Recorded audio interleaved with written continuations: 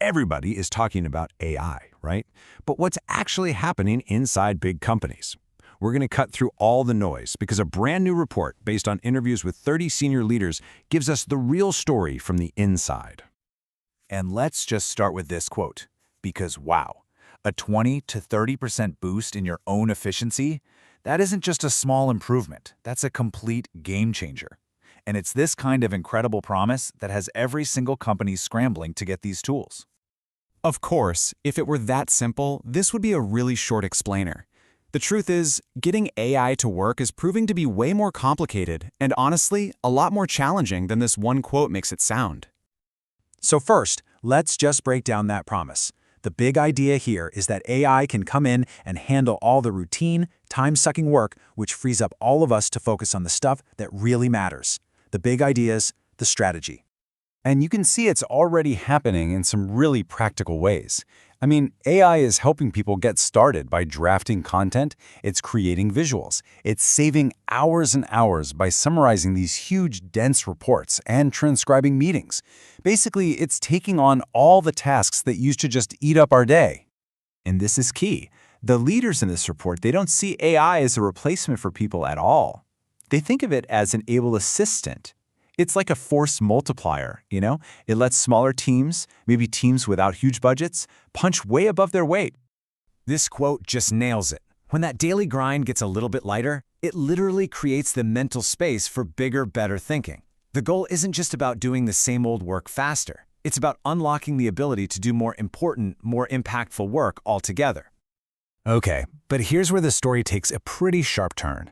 Because for all that promise, there is a shocking gap between what companies are spending on AI and the results they're actually getting. Let's look at the numbers. 90%.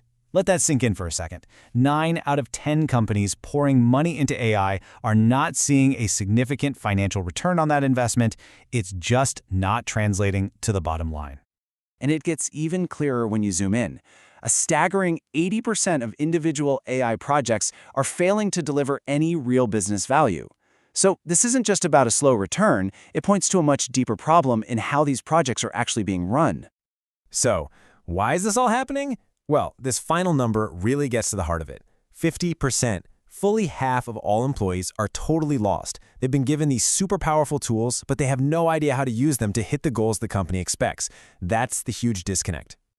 And all of this leads to what the leaders in the report are calling the AI adoption illusion.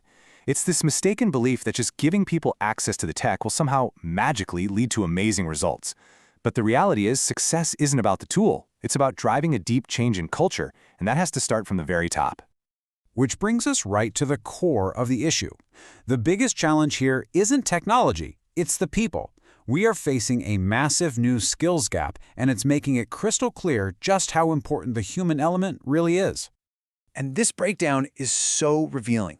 On one side, you have the new tech skills, knowing how to prompt, how to use the tools ethically. But look at the other side. AI is actually making these timeless human skills, judgment, creativity, emotional intelligence, more valuable, not less. That's the part that AI simply can't do. This is probably my favorite analogy from the entire report. Handing out AI tools without proper training isn't just a bad idea, it's actually reckless. You're giving your team the keys to a Ferrari without a single driving lesson. What could possibly go wrong? Okay, so let's get practical. What tools are people actually using, and how does this look in different parts of the world? Let's take a peek inside the global AI toolkit. This list gives you a great sense of what's popular right now. You've got the big one, ChatGPT, for all-around drafting. You've got Microsoft pushing Copilot deep into everyone's workflow. Then there are more specialized tools like Claude, which is great at summarizing. And it even shows you how platforms we use every day, like Canva, are embedding AI features, making them accessible to absolutely everyone. What's really fascinating here is that AI adoption looks different everywhere. It's being shaped by local culture and budgets. So in the UK, you see this very practical, budget-conscious approach focused on efficiency. In Europe, they're more cautious, really focused on compliance. And then you have the US, with deeper pockets, being much more experimental, pushing boundaries with things like AI video generation. So, with all these challenges and opportunities on the table, what's the path forward? Well, the report lays out a really clear, practical plan for leaders that puts the focus right back where it belongs, on people. First things first, We have to be honest about the risks. Leaders are worried about AI making things up, hallucinations. They're worried about all content starting to sound exactly the same, that dreaded AI voice. There's also a real risk that junior staff won't learn the basics, and of course, the potential loss of genuine human connection. Okay, so here's the roadmap. The report offers a clear 5-step plan, and it starts with leaders actually using the tools themselves to create the right culture. From there, you formalize the training, you loudly prioritize those critical human skills, and you choose tools that solve real problems, not just because they're trendy.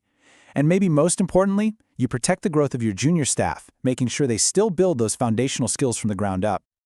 So, after digging through all of this, the hype, the data, the challenges, what's the real takeaway? It's actually pretty simple. The goal of AI isn't to replace us, it's to unlock our potential.